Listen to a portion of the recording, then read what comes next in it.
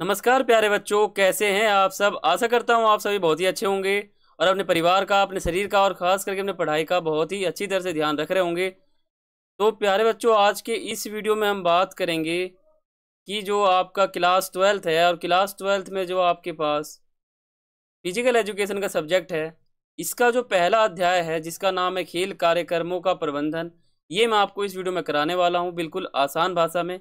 और ये जो हमारा न्यू कोर्स शुरू हुआ है, ये सेशन 2024 और 25 के बच्चों के लिए है, जो कि अभी का है। ठीक है, यानी जो अभी सेशन चल रहा है 2024 और 25 का चल रहा है, इसी सेशन का ये हमारा न्यू कोर्स शुरू हो रहा है। तो इस न्यू कोर्स के अकॉर्डिंग मैं आपको पहला चैप्टर आज कराऊंगा और इस पहले चैप्टर का जो पूरा पीडीएफ होता है जिसके थ्रू मैं आपको पढ़ा रहा हूँ, ये पीडीएफ आपको इस वीडियो के डिस्क्रिप्शन में मिल जाएगा, वहाँ जाके आप डाउनलोड कर सकते हो। तो आगे चलते हैं। अगर आपने हमारे चैनल को सब्सक्राइब नहीं किया तो कर सकते हो और बेल आइकन पर आप क्लिक कर सकते हो, जैसा कि आपको सामने दिख रहा है। आगे चलते हैं। और मैं आपको बता दूं, अगर आपने हमारे टेलीग्राम ग्रुप को ज्वाइन नहीं किया तो आप ज्वाइन कर सकते हो। हमारा जो ग्रुप है वो टेलीग्राम पर है और आप पहले सर्च करोगे यहाँ पर जाकर A.K सक्सेस स्टडी पॉइंट, तो आपको ये दिख जाएगा। ठीक है, और यहाँ पे आपको पीडीएफ मिल जाता है, पेपर मिल जाता है, बोर्ड एग्जाम का जो पेपर होता है वो मिल जाता है, सैम्पल पेपर मिल जाता है, MCQ क्वेश्चन मिल जाते हैं, और जो 3 नंबर का, 5 नंबर का, 8 नंबर का और एक 9 नंबर का, ये जो क्वेश्चन होता है ना इस प्रकार के, वो आपको मिल जाते हैं और सभी चैप्टर के जो वीडियो हैं वो मिल जाते हैं। ठीक है, और अगर आपने अभी तक मुझे इंस्टाग्राम पे फॉलो नहीं किया है तो यहाँ पे आप फॉलो भी कर सकते हो। यहाँ पे आपको कुछ भी पूछना हो तो आप पूछ सकते हो। ठीक है, ये एक व्हाट्सअप जैसा ही होता है, यहाँ आप पूछ सकते हो। तो आगे चलते हैं। देखो, आपका जो पूरा विषय सूची है, यानी जो आपका कंटेंट है, वो आपका पूरा का पूरा ये है। ठीक है, यानी टोटल आपके 10 अध्याय हैं, पहला, दूसरा, तीसरा और ऐसे करके पूरा 10वां। तो जो हमारा पहला चैप्टर है इसके अकॉर्डिंग वो है खेल कार्यक्रमों का प्रबंधन, ये हम देखने वाले हैं। और ये जो पूरा का पूरा सिलेबस है ये CBSE बोर्ड के अकॉर्डिंग है, यानी जो आपका बोर्ड एग्जाम होगा CBSE का, अगर आप CBSE बोर्ड से हो तो आपके लिए ये पूरा का पूरा होने वाला है। ठीक है, और मैं आपको बता दूं, जो ये हमारा चैप्टर है खेल कार्यक्रमों का प्रबंधन, इसमें टोटल मेरे हिसाब से कितने टॉपिक हैं, अगर आप इन टॉपिक को समझ लोगे तो आपको ये चैप्टर पूरा समझ में आ जाएगा, कुछ भी नहीं बचेगा। तो इसमें अगर टोटल समझा जाए तो पहला टॉपिक तो यही बनेगा कि प्रबंधन का क्या अर्थ होता है। दूसरा बनेगा कि खेल कार्यक्रम का जो प्रबंधन होता है इसके कार्य क्या होते हैं, यानी खेल का प्रबंधन करने के क्या क्या कार्य होते हैं। समिति का क्या अर्थ होता है, खेल कार्यक्रम की जो समितियां होती हैं उनका कितने प्रकार होते हैं। ठीक है, उनके, और टूर्नामेंट का क्या अर्थ होता है, इसके महत्व और इनके प्रकार। तो यही टॉपिक है, टोटल टोटल 7। अगर ये आपने इन 7 टॉपिक को समझ लिया तो आपका ये पूरा चैप्टर खत्म हो जाएगा। पहले मैं आपको बता दूं चैप्टर का क्या अर्थ होता है। अगर आप कोई भी चैप्टर पढ़ते हो, अगर उसका अर्थ आपको समझ में आ जाएगा तो कहीं ना कहीं उसके अंदर की जो बातें हैं वो भी आपको थोड़ी बहुत समझ में आ जाएंगी, क्योंकि जो चैप्टर का नाम होता है वो अंदर की बातों को देख कर ही रखा जाता है कि उसके अंदर बात क्या हो रहा है। तो इस चैप्टर का नाम है खेल कार्यक्रम का प्रबंधन, यानी खेल से संबंधित जितने भी कार्यक्रम होते हैं उसका प्रबंध कैसे किया जाता है, ग्राउंड से लेकर और वहाँ खेल से लेकर, और जो हमारा फिक्चर होता है उस पूरा पूरा, मतलब फिक्चर मतलब हो गया पूरा डायग्राम, पूरा उसमें लिखा रहता है किस प्रकार से खेल आयोजित हुआ, कैसे खत्म हुआ, कितने टीम बने, कितने स्कोर हुए, सब कुछ उसमें लिखा रहता है। उसमें विजेता भी लिखा जाता है। तो ये पूरा जो कार्यक्रम होता है यही बताया जाता है और इसका प्रबंध कैसे किया जाता है, यानी खेल कार्यक्रम का जो प्रबंधन है वो किस प्रकार से होता है, यही आप इस पूरे अध्याय में समझोगे। पहला चैप्टर आपका बड़ा भी है और सही भी है। ठीक है, तो यहाँ से हमारा जो चैप्टर है वो स्टार्ट हो रहा है। अब आपको वीडियो स्किप नहीं करना है, आपको वीडियो पूरा देखना है और ये आपका बहुत ही अच्छा वीडियो है। अगर आपने हमारे इस कोर्स को ज्वाइन कर लिया तो आपका जो ये सेशन है ये आपका बहुत ही अच्छी तरह से निकलेगा। ठीक है, तो जो पहला हमारा टॉपिक है, मैंने आपको यहाँ टॉपिक बता ही दिया था पीछे। पहला टॉपिक हमारा क्या है, प्रबंधन का अर्थ। तो मैं आपके सामने मैंने नंबर भी लिखा हुआ है, यही नंबर जो है हमारा टॉपिक है। ठीक है, तो पहला हमारा टॉपिक रहेगा, वो रहेगा प्रबंधन का क्या अर्थ होता है। ठीक है, देखो प्रबंधन का क्या अर्थ होता है। प्रबंधन विभिन्न समूहों तथा व्यक्तियों के साथ मिलकर किसी कार्य को सफलतापूर्वक करना या करवाना प्रबंधन कहलाता है। प्रबंधन का मतलब ये होता है कि जितने भी समूह होते हैं ना, ठीक है, और जो व्यक्ति होते हैं समूह के अंदर, उनके साथ मिलकर कार्य को जो है सफलतापूर्वक करवाना। जैसे मान लो 5 आदमी, 5 आदमियों ने मिलकर एक साथ कोई कार्य करवाया, ठीक है, तो वही प्रबंधन होता है कहीं ना कहीं। अरेंजमेंट भी कह रहे थे इसको। ठीक है, अगला टॉपिक हमारा ये है खेल प्रबंधन के कार्य, यानी खेल का प्रबंधन होता है, इसके कार्य क्या क्या होते हैं, ठीक है, जो प्रबंधक होते हैं। तो खेल प्रबंधन के कार्य होते हैं, हमारा पहला होता है नियोजन, ठीक है, दूसरा होता है नियुक्तिकरण, तीसरा होता है नियंत्रण, चौथा होता है हमारा संगठन, और पांचवा होता है निर्देशन, ठीक है। ये टोटल 5 हमारे जो है प्रबंधन के कार्य होते हैं, और यही 5 बहुत इंपॉर्टेंट है, और यही क्वेश्चन आपका इसी प्रकार से पेपर में बन जाएगा, ठीक है। ये क्वेश्चन आपका जो है मोस्ट इंपॉर्टेंट है, आप इसको लिख सकते हो, ठीक है। अब आगे चलते हैं। आप देखो इसमें जो हमारा पहला है नियोजन, तो नियोजन मैं आपको बताता हूँ इसमें किस प्रकार से ये कार्य जो है बन जाता है प्रबंधन का। देखो नियोजन का अर्थ ये होता है कि नियोजन अर्थात योजना, और योजना एक पूर्व निर्धारित प्रक्रिया। इसमें ये बताया गया है जो नियोजन होता है ना, नियोजन का मतलब होता है योजना यानी प्लानिंग, ठीक है। तो प्लानिंग किसी भी खेल से पहले होता है, इसलिए ये पूर्व निर्धारित प्रक्रिया है जो किसी विशेष लक्ष्य की प्राप्ति के लिए बनाई जाती है। यानी अगर कोई पहले योजना बनाता है तो बाद में होने वाली स्थिति के लिए बनाता है, यानी बाद में अगर कुछ होने वाला है तो उससे पहले उस चीज़ का प्लानिंग किया जाता है, ठीक है। जैसे नोटिस पहले दिया जाता है उसी प्रकार से प्लानिंग भी बहुत पहले किया जाता है। ये हो गया नियोजन का अर्थ। अब नियोजन का खेल में क्या कार्य है, यानी नियोजन अगर बनेगा या योजना अगर खेल में बनता है तो उसका क्या लाभ है। तो उसका लाभ ये है कि उद्देश्य निर्धारित करना, यानी खेल का जितना भी उद्देश्य है उस योजना के तहत निर्धारित हो जाता है। आधार विकसित करना, योजना को लागू करना, समीक्षा यानी उसका विश्लेषण करना, और वैकल्पिक कार्यवाही की पहचान करना, वैकल्पिक कार्यवाही के मूल्यांकन करना, और एक विकल्प का चयन करना, और खेल के लिए अच्छी योजना बनाना। यही कुछ हमारे कार्य हैं, ठीक है। आप अपने हिसाब से भी बना सकते हो इसको कि योजना का क्या कार्य होता है। पहला तो होता है अच्छी तरह से उसको प्रसारित करना, ठीक है, एक ये भी हो जाता है। खेल को सफलतापूर्वक सफल बनाना, और खेल के सभी दोष उसके लाभ वगैरह को जानना, ठीक है। मतलब योजना का कुल मिला के यही मतलब होता है। अगर योजना ना बने तो कोई काम नहीं होगा। अब बात करते हैं नियंत्रण, ठीक है। नियंत्रण जो है, नियंत्रण का तात्पर्य उस प्रक्रिया से है जिसके द्वारा कार्यों को पूर्व निर्धारित योजना के अनुरूप किया जाता है। जिस प्रकार का योजना है उसी के अनुसार नियंत्रण होता है, ठीक है। इसका कार्य है मानकों का निर्धारण, वास्तविक सफलता का मापन तथा प्रमापों से तुलना, ठीक है। अपेक्षा के अनुरूप सफलता न मिलने पर संभावित कारणों का विश्लेषण करना, आवश्यकता अनुरूप सुधारात्मक उपाय एवं कार्यवाही करना। इनका पूरा काम होता है नियंत्रण करना उस खेल के ऊपर, ठीक है। जो भी खेल हो रहा है वो योजना के बिल्कुल जैसा योजना है उसी के अनुसार चलना चाहिए। योजना में अगर लिखा हुआ ये बात तो यही ये लोग चाहते हैं, यानी नियंत्रण रखते हैं योजना के अनुरूप। संगठन का क्या काम होता है, संगठन का काम इसमें ये होता है कि संगठन का तात्पर्य उस प्रक्रिया से है जिसके द्वारा कार्यक्रम संबंधी कार्यों को परिभाषित एवं वर्गीकृत किया जाता है, और इस प्रकार उन्हें विभिन्न समितियों व्यक्तियों को सौंपकर उनके अधिकारों और दायित्वों का निर्धारण भी किया जाता है। जो संगठन होता है ये जो है इनका काम ये होता है कि संगठन इसके अंदर बहुत होते हैं और ये ही कार्य करते हैं, ठीक है। इसमें आगे समितियां भी मैं आपको बताऊंगा और इनका कार्य होता है कार्य की पहचान करना एवं उनका छोटे छोटे कार्यों में विभाजन करना, विभिन्न समितियों का निर्धारण करना, जो भी समितियां हैं पहले बाद दौरान उन सबको नियुक्त करना, सभी समितियों को उनसे जो है संबंधित कार्य सौंपना, जो भी उनका कार्य है, जैसे पूर्व समितियां हैं उनका क्या कार्य है उनको सौंपना। ये जो संगठन है ना इनका काम होता है सब कार्य बताना, जैसे कि जो पहली की समितियां हैं जो खेल से पहले काम करेगी वो समितियां जो है उनको कार्य बताना, दौरान में जो काम करेगी उनको कार्य बताना, और बाद में जो काम करेगी उनको कार्य बताना। विभिन्न समितियों के बीच सूचनाओं का आदान प्रदान स्थापित करना, एक ये भी हो जाता है। नियुक्तिकरण का मतलब क्या होता है, अनाउंसमेंट। देखो नियुक्तिकरण का मतलब क्या होता है, नियुक्तिकरण का तात्पर्य उस प्रक्रिया से है जो जिसके अंतर्गत किसी विशिष्ट पद या कार्य के लिए सबसे उपयुक्त व्यक्ति का चयन तथा प्रशिक्षण किया जाता है, यही नियुक्तिकरण है। इसके कार्य क्या है, मानवीय संसाधन संबंधी आवश्यकताओं का आकलन, विभिन्न पदों के लिए उपयुक्त अधिकारियों कर्मचारियों का चयन एवं भर्ती करना, इनका यही काम होता है। चयनित अधिकारियों कर्मचारियों का प्रशिक्षण एवं नियुक्तिकरण करना। ठीक है। नियुक्तिकरण का मतलब होता है किसी को नियुक्त करना खेल के अंदर, ठीक है, जो कर्मचारी हो गए उनको।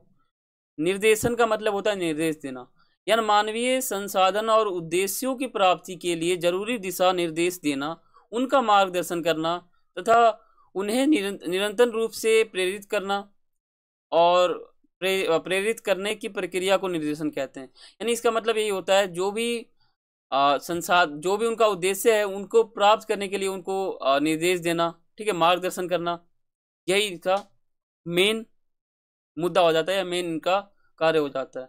इनका कार्य यहाँ पर बताया गया है अपने अधीनस्थ कर्मचारियों का पर्यवेक्षण करना, अपने से वरिष्ठ अधिकारियों से संदेश दिशा निर्देश प्राप्त कर उन्हें अपने अधीनस्थ कर्मचारियों तक पहुंचाना, ठीक है। तीसरा हमारा ये और चौथा हमारा ये हो जाएगा। चौथा हमारा मोटिवेशन भी हो जाएगा। अब बात करते हैं समिति का क्या अर्थ होता है। अभी आपने समझा जो आपका दूसरा टॉपिक था वो था आपका प्रबंधन के क्या क्या कार्य हैं। तो आपने कार्य समझ लिए, पहला निर्देशन, नियंत्रण, नियुक्तिकरण, ठीक है, संगठन, ये सब आपने यहाँ पे समझ लिया। अब बात करते हैं समिति का क्या अर्थ है। तो समिति जो होता है ना, समिति का क्या अर्थ होता है। समिति व्यक्तियों के द्वारा अपने समान उद्देश्य की पूर्ति करने के लिए विचार पूर्वक निर्मित एक ऐसा संगठन का नाम है जिसकी सदस्यता ऐच्छिक होती है एवं समिति आवश्यकताओं की पूर्ति करने के एक महत्वपूर्ण साधन है। इसमें व्यक्ति संगठित होकर सामान्य हितों को ध्यान में रखकर विभिन्न उद्देश्यों की पूर्ति करता है, इसी को समिति कहते हैं। तो समिति जो है बहुत बड़ा डिपार्ट कह सकते होता है, ठीक है, इसी के अंदर रह के लोग काम करते हैं, ठीक है। अब देखो, अब जो हमारा खेल कार्यक्रम है इसमें किस प्रकार की समितियां होती है और इनका क्या प्रकार होता है। मतलब समिति मतलब तो ये हो जाता है हमारा बहुत बड़ा विभाग, डिपार्टमेंट, ठीक है। अब खेल कार्यक्रम के समितियां जो है उनके प्रकार, तो पहला होता है जब मान लो खेल चल रहा है कहीं पर भी, तो उस खेल से पहले की जो समितियां होंगी जो कार्य करेंगी, उसके दौरान जो समितियां होंगी जो कार्य करेंगी, और उनके बाद जो समितियां होंगी और वो जो कार्य करेंगी, वही होता है। अगर खेल कहीं पे आयोजित हो रहा है तो उससे पहले क्या काम होगा वो आपको पता होगा, उसके दौरान क्या हो सकता है वो भी आपको पता होगा, उसके बाद क्या होना चाहिए वो भी आपको पता होगा। तो इसी प्रकार से लिखा हुआ है। अगर आप इस प्रकार से मानचित्र बना लोगे तो आपको यहाँ पे कहने के समझ में आ जाएगा। जो पूर्व समितियां हैं इसमें हमारा पहला हो जाएगा आयोजन या प्रबंधन समिति, दूसरा हमारा हो जाएगा वित्तीय समिति, तीसरा हो जाएगा प्रचार समिति, चौथा हो जाएगा तकनीक समिति और पांचवा हो जाएगा क्रय समिति। और जो दोहरान की समितियां होती है उसमें स्वागत समिति, परिवहन समिति, भोजन व आवास समिति, सजावट व समारोह समिति, पुरस्कार समिति, उद्घोषक समिति और खेल मैदान उपकरण समिति।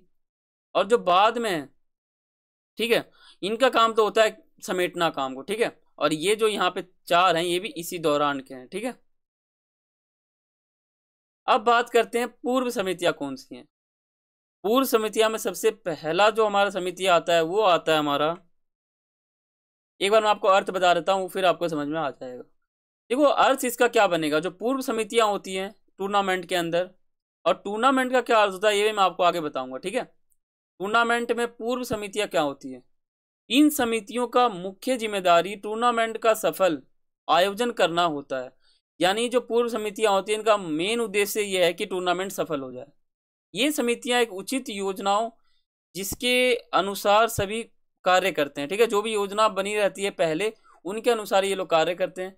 इन समितियों को यह सुनिश्चित करना चाहिए कि टूर्नामेंट के सफल संचालन के सभी पक्ष पूरे हो रहे हों, ठीक है। टूर्नामेंट पूर्व गठित की जाने वाली समितियां इस प्रकार हैं। जो पहले समितियां होती हैं वो हमारा पहला आ जाएगा आयोजन या प्रबंधन समिति, ठीक है। यह समिति खेल प्रतियोगिता के आयोजन संचालन से संबंधित सभी गतिविधियों के लिए मुख्य रूप से जिम्मेदार होती है, ठीक है। और विभिन्न उप समितियों के अध्यक्ष इसके सदस्य हो सकते हैं, ठीक है। यानी जो आयोजन समिति होता है इसका काम होता है खेल को आयोजन करना, ठीक है। और दूसरा हमारा हो जाएगा वित्तीय समिति। इस समिति का मुख्य कार्य टूर्नामेंट से संबंधित जो वित्तीय प्रबंधन होता है ना वो करना इनका, ठीक है। जो इनका बजट है, जो भी इनका लेखा जोखा हिसाब है, वो इनका काम होता है रखना। ये दूसरा हो गया। तीसरा हमारा हो जाएगा प्रचार समिति, यानी जो प्रचार करेगी कि यहाँ पर खेल हो रहा है या यहाँ पे जो है टूर्नामेंट हो रहा है, ठीक है, टूर्नामेंट हो रहा है तो टूर्नामेंट के बारे में लोगों को बताना, उनको संदेश देना। तो यही इनका काम होता है, प्रचार करना। प्रचार का मतलब ही होता है लोगों को बताना, ठीक है। तो आप इसके अंदर तो खुद ही बना सकते हो कि प्रचार समिति के अंदर क्या होगा।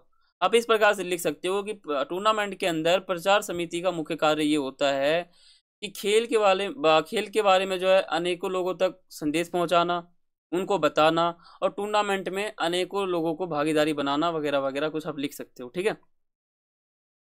चौथा हो जाएगा तकनीकी समिति, यानी जो टेक्निकल रूप से जो भी खराबी आ जाएगी, जैसे मान लो लाइट खराब हो गया या कुछ खराब हो गया, ठीक है, तो वो ये रिपेयर करेंगी, यानी जो तकनीकी समिति होती है वो।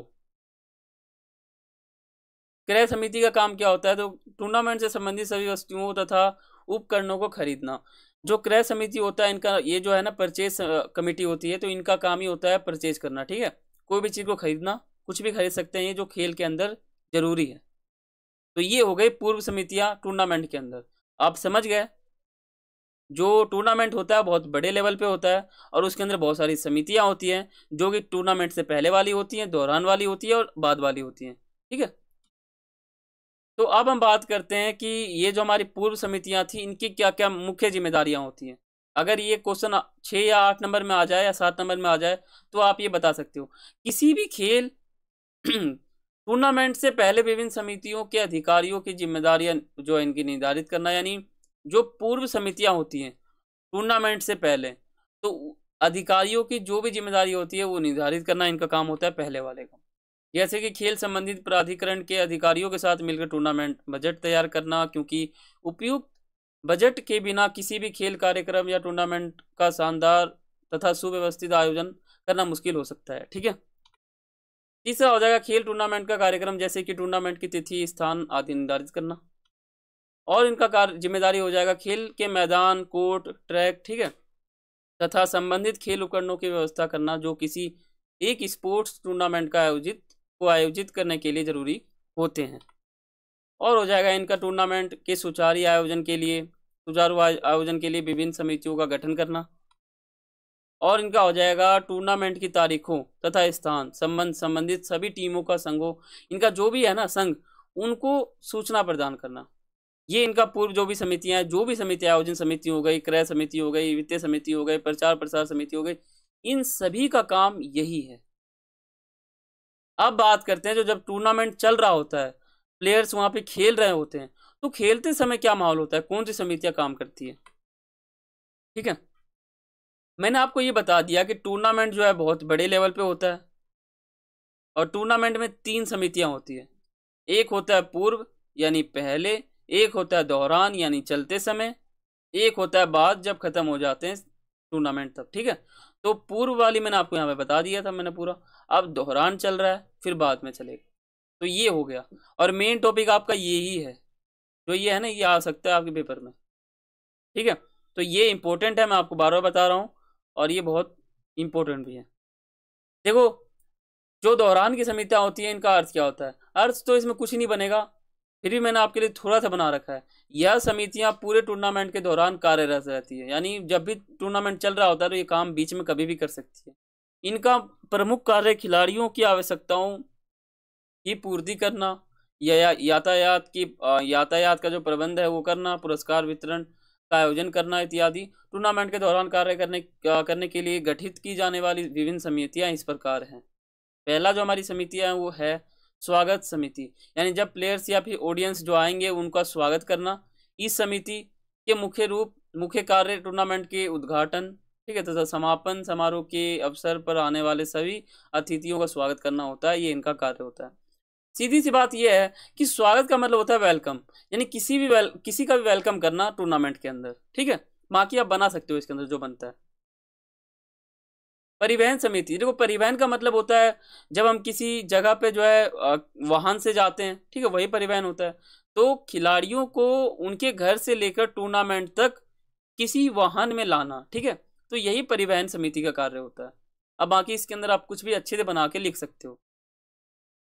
लेकिन जो मेन पॉइंट है ना, ये जो हेडिंग बन रखा है, ये याद रहना चाहिए, क्योंकि इसको अगर आप बदल दोगे तो नंबर आपके कट जाएंगे। मेन जो टॉपिक है वो ये है, इसके अंदर आप बना बना के लिख सकते हो। भोजन तथा आवास समिति, इनका काम ये होता है कि भोजन और जो घर है इनका जो है अरेंजमेंट करना, ताकि जो खिलाड़ी है उनको घर ना जाना पड़े। जब जब तक जो टूर्नामेंट है वो चल रहा है, तो टूर्नामेंट चलते के दौरान जो है उनको टूर्नामेंट के पास ही रहना है, मतलब मैदान के सब दूर कहीं घर है वहां पे रह लेंगे, यानी कहीं ना कहीं इनको रखने का जो अरेंजमेंट है वो करना। अगली जो समितियां हैं दोहरान वाली, वो है सजावट व समारोह समिति। इनका काम होता है कि टूर्नामेंट का सजावट करना, जैसे कि कहीं रिबन लगाना, कहीं कुछ लगाना, तो यही सजावट इनका होता है करना। पुरस्कार समिति का जो मेन काम होता है, जब जो प्लेयर्स है उसमें जो जीत जाता है, जो विनर हो जाता है, उनको कुछ इनाम देना, ठीक है, जो पुरस्कार मिलता है वो इनका काम होता है, वो काम यही करेंगी, ठीक है। तो ऐसे सब बटा हुआ है। जिस प्रकार सजावट व समारोह समिति का काम जो है पुरस्कार समिति नहीं कर सकती, उसी प्रकार पुरस्कार समिति भी इसका जो कार्य है वो ये नहीं कर सकती, ठीक है। सबका कार्य अपने अनुसार बटा हुआ है। अगला जो समिति है वो है खेल मैदान व उपकरण समिति, ठीक है। इस समिति की जो मुख्य जिम्मेदारी है वो है खेल मैदानों की मार्किंग, ट्रैक फील्ड को तैयार करना। इसके अतिरिक्त खेल प्रतियोगिता, स्पोर्ट्स मीट से संबंधित खेल उपकरणों का प्रबंध करना भी इस समिति का जो जिम्मेदारी है वो है। रिफ्रेशमेंट व मनोरंजन समिति, इनका काम ये होता है रिफ्रेशमेंट जो मिलता है वो बांटना और उनका मनोरंजन करना, ये हो गया इनका काम। और भी दौरान में देखो, सबसे ज़्यादा समिति जो है दौरान में ही है, और पूर्व में पहले है, और बाद में भी बहुत पहले है, मतलब बहुत कम है। एंट्री व कार्यक्रम समिति, ठीक है, इनका काम एंट्री के समय होता है। अगला जो समिति है वो है ऑफिशियल्स के लिए समिति, ठीक है। तो यह समिति खेल प्रतियोगिता के लिए विभिन्न ऑफिशियल्स जैसे कि रेफरी, जज, ठीक है, रिकॉर्ड कीपर, इन सब का मतलब आयोजन करना इनका होता है, ठीक है। प्राथमिक चिकित्सा समिति, इनका काम होता है अगर किसी को चोट लग जाए तो उनको दवाई लगाना, पट्टी लगाना, ये इनका काम हो जाता है, ठीक है। बाकी जो मेन ये जो हेडिंग है ये याद रखना चाहिए आपको, प्राथमिक चिकित्सा, ठीक है।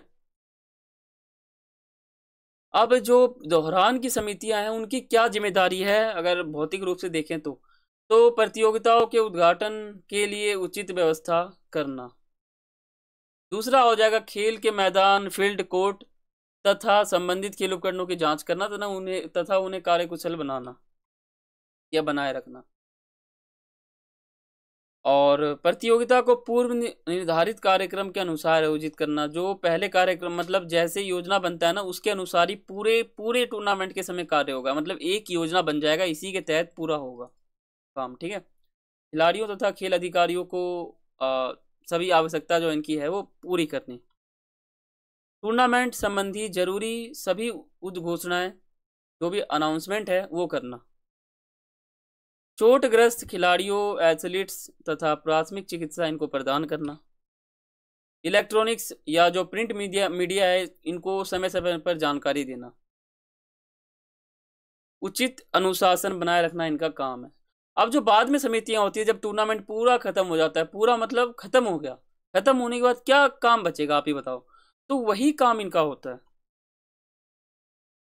तो इनका देखो, इन जो भी यहाँ पे समितियां बच जाती है, जब इनका काम खत्म हो जाता है, जब ये जो टूर्नामेंट खत्म हो जाता है, तो खत्म होने के बाद इनका काम होता है काम काज को समेटना, जो भी उस समय हुआ था, ठीक है।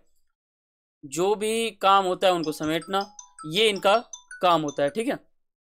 जैसे मान लो टूर्नामेंट के समाप्त होते ही समितियां कार्यशील हो जाती हैं, यद्यपि इनमें से कुछ समितियां जो है टूर्नामेंट के दौरान भी होती हैं। जैसे मान लो जो टूर्नामेंट के दौरान समितियां, उनका भी कुछ ना कुछ काम हो जाता है, यानी इसमें यही काम होता है कि जो टूर्नामेंट हुआ था आयोजित उसको समेटना, जैसे कि जो खिलाड़ी है उनको घर तक पहुंचाना, और जो प्लेग्राउंड है इनको साफ करना, जो सजावट है उसको हटाना, जो घर बने थे खिलाड़ी को रखने के लिए वो हटाना, यानी सब हटाना, ठीक है, ये इनका काम होता है। अब इनकी क्या जिम्मेदारी होती है, तो बाद में तो इनका यही काम होता है, ठीक है, जो आपके सामने लिखा हुआ है, ये कुल मिला के काम है इनका, ठीक है। और इसका पीडीएफ मैं आपको दे दूंगा टेलीग्राम पे और इस वीडियो के डिस्क्रिप्शन में, ठीक है। आपको दोनों जगह मिल जाएगा, आप जाके डाउनलोड कर सकते हो। और पूरा आपको एक नोट से, ये जिससे मैं आपको पढ़ा रहा हूँ, ये नोट्स बनाया गया है, तो इस नोट से आप पढ़ सकते हो, ठीक है। अब बात करते हैं टूर्नामेंट का क्या अर्थ होता है।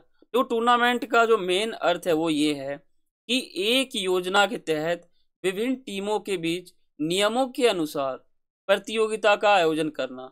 यानी एक योजना चलेगा विभिन्न टीमों के बीच में, ठीक है, और नियमों के अनुसार जो है प्रतियोगिता का आयोजन करना।